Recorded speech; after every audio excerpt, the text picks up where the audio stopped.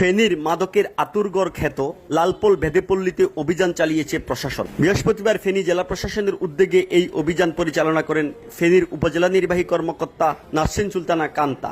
এই সময় মাদক নিয়ন্ত্রণ অধিদপ্তরের কর্মকর্তা, জেলা প্রশাসনের নির্বাহী ম্যাজিস্ট্রেট, পুলিশ, আনসার ও পৌরসভার স্বেচ্ছাসেবী টিম এই অভিযানে অংশ নেয়। এই সময় বেদেপল্লীর বিভিন্ন ঘরে অভিযান চালিয়ে 3 জনকে আটক করা হয় এবং মাদকদ্রব্য উদ্ধার করা হয়। এই অভিযান নিয়মিত পরিচালিত হলেও অভিযানের আগেই বেদেপল্লীর মাদক বিক্রেতারা খবর পেয়ে সটকে পড়েন। ফলে নিয়মিত অভিযান পরিচালনা হলেও এখান থেকে তেমন উল্লেখযোগ্য মাদক উদ্ধার করা সম্ভব হয় না। অথচ ফেনীর মাদকের আতুরগড় খ্যাত এই জায়গাটি থেকে সারা জেলায় মাদক বিক্রি করা হয় এবং মাদকাসক্তরা নিয়মিত এখানে এসে মাদক সেবন করে যান।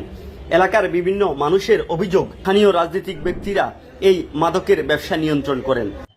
আজকে 4:30-এর দিকে আমি উপজেলা নির্বাহী অফিসার ফেনী সদর, সহকারী কমিশনার ভূমি ফেনী সদর এবং আমাদের জেলা প্রশাসকের কার্যালয়ের সহকারী কমিশনার শাহরিয়ার সজল, আমাদের মাদকের সহকারী পরিচালক, আমাদের র্যাবের চৌকুশ বাহিনী, আমাদের আনসার সদস্য, আমাদের ফায়ার সার্ভিস এবং পুলিশ, আমাদের পুলিশের সদস্যগণ, পৌরসভার সুইপারও ছিল কয়েকজন। আমরা সবাই মিলে আমরা লালপোল বেদেপল্লীতে আনুমানিক 4:30-এর দিকে আমরা 3টা পয়েন্ট থেকে 3 দিক থেকে আমরা একই সময়ে ওই লালপোল বেদেপল্লীতে অভিযানের জন্য সবাই এন্ট্রি করি।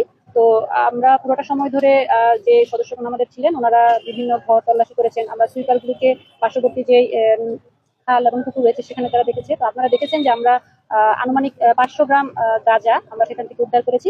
আমরা সেখান থেকে 3 জনকে আটক করেছি। একজন হচ্ছে গাঁজা বহনরত অবস্থাতে ছিলেন, আর 2 জন তারা স্বীকার করেছেন আমাদেরকে যে ওনারা নিয়মিত গাঁজা সেবন করেন। তো তাদের কাছে আলামত পাওয়া গিয়েছে, একজনের কাছে ইয়াবা এবং একজনের কাছে গাঁজা পাওয়া গিয়েছে। তো আমরা এখানে যেহেতু 3 জন নির্বাহী ম্যাজিস্ট্রেট আছি, যার কাছে বেশি পরিমাণে পাওয়া গিয়েছে উনি যেহেতু বহনরত অবস্থায় ছিলেন, ওনাকে মাদকদ্রব্য নিয়ন্ত্রণ অধিদপ্তর হতে নিয়মিত মামলা দেওয়া হবে। আর যে বাকি 2 জন আছে তাদের কাছ থেকে যতটুকু পরিমাণ মাদকদ্রব্য উদ্ধার করা গিয়েছে এবং তাদের যে স্বীকারোক্তি সেটার ভিত্তিতে আমরা মাদকদ্রব্য নিয়ন্ত্রণ যে আইন, সেই আইনের আওতায় তাদেরকে 1 মাস করে নির্বাহী ম্যাজিস্ট্রেটগণ বিনাশ্রম কারাদণ্ড দিবে।